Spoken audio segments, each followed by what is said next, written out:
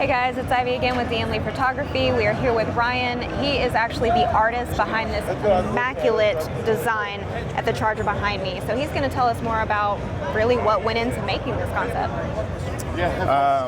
So first and foremost, anything with wrap design, it's based on measurements. So I have to go out and I get measurements of the actual car. So I need to make sure that everything is scaled properly, because if I send them something and it doesn't fit, then everything else gets screwed up. So on the customs, it's really important, but like mainly with commercial, like kind of like the bread and butter of wrapping a car. So if I were to get bad measurements and put like a website in an area and they were off, and that website goes into the wheel well, then that's a fail. We have to pull that off and we have to redo it. So first and foremost, measurements of the car are the most important. And then from there, building the design. The client came to us with she wanted this light illusion thing, but then she wanted like a nocturnal theme.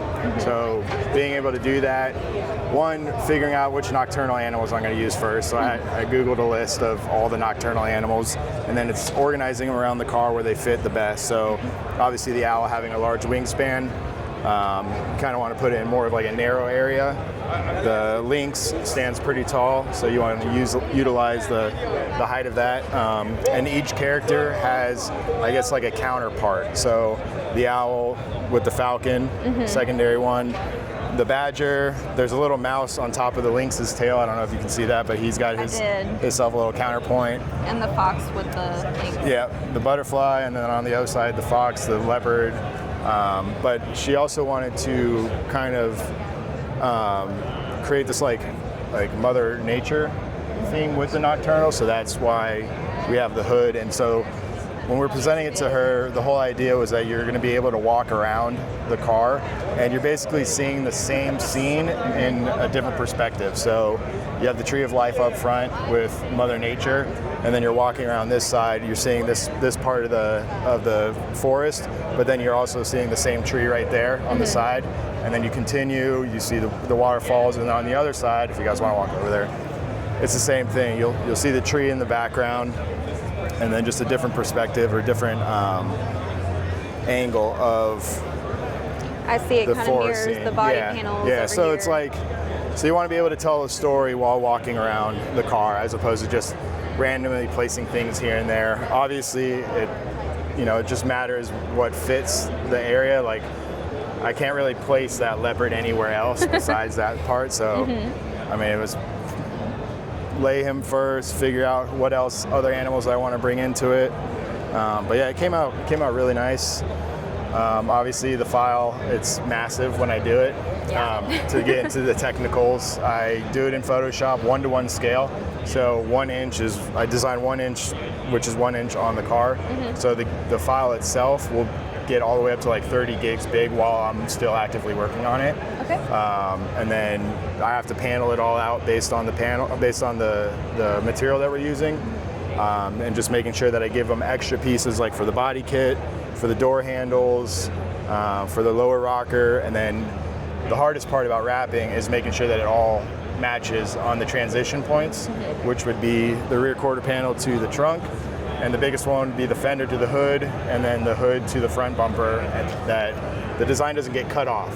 It doesn't look like it, stopped there and started again. It has the clean transition through the actual spaces in the functional body panels of the door. Something I definitely want to touch on is with the transitions, your overlays. So having those overlays being such a massive file, so many layers, how did you, in your specs and I'm sure your measurements, how did you say, okay, this is a wide body kit, this is a custom kit, this is something completely different?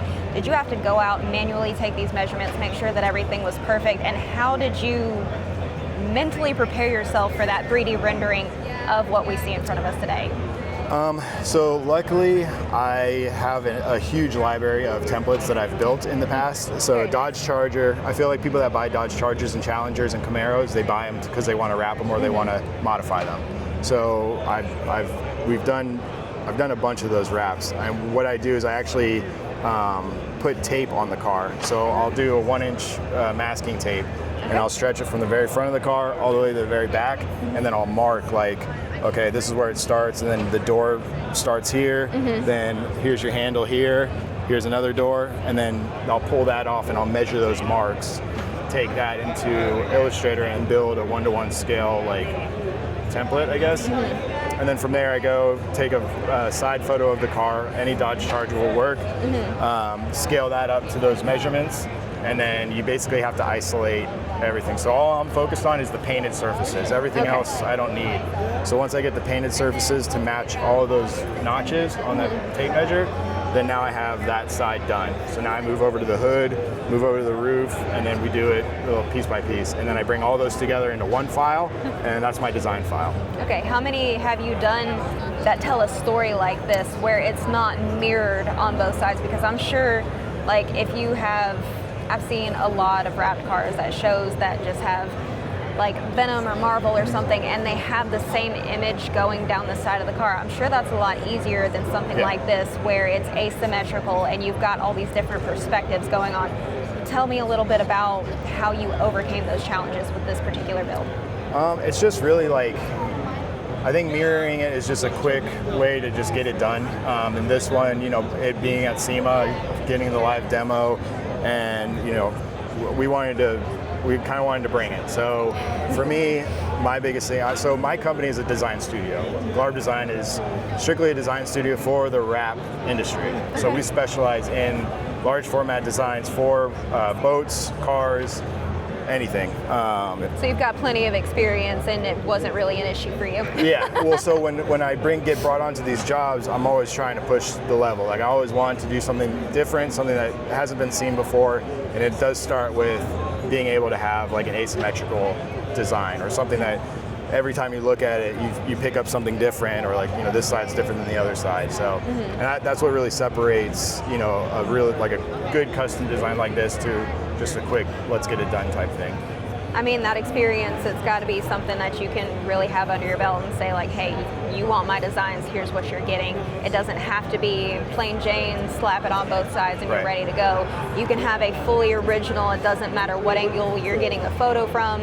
If you're doing an interview like we are, you are getting something that nobody else has. That was really impressive to me, that you did make this a reality, especially like Jesse said, this was supposed to be impossible, and here it is, you made it. Yeah, and this anytime that I am hired for these kinds of designs, this is a one-off, so nobody's going to be able to get this design after. It's Lucy's design. It's her design until it comes off the car, and then even after that, it's you get a sticker and that's it. Yep, and that's it. So it's not as cool as the original. It won't be duplicated. Nobody else is going to be able to have this. I won't resell it to anybody else. So that's kind of also like what I like to do for my customers. And then yeah, but it's a lot of fun, a lot of work. I mean, if you want to go into it like with the technicalities, you know, some of these flowers, these are all like just brushes that I would just click the mouse and it will pop up on the flower. Some of the leaves are like images that I've found online that I just change the colors to. But you have to go over every single small little detail on the tree, on the hood, if you guys want. A lot of it is an image that I sourced of a tree. And then a lot of it is going back with like a brush. So you can see, like, you can kind of see these right here. This is all hand brushed on over the kind of the background, just to get like make crisper lines and just blur out the background, bring in the foreground, and just kind of give you like a focal point, you know? So the girl image, she's one image. The tree, all the leaves are one image. The waterfall's one image.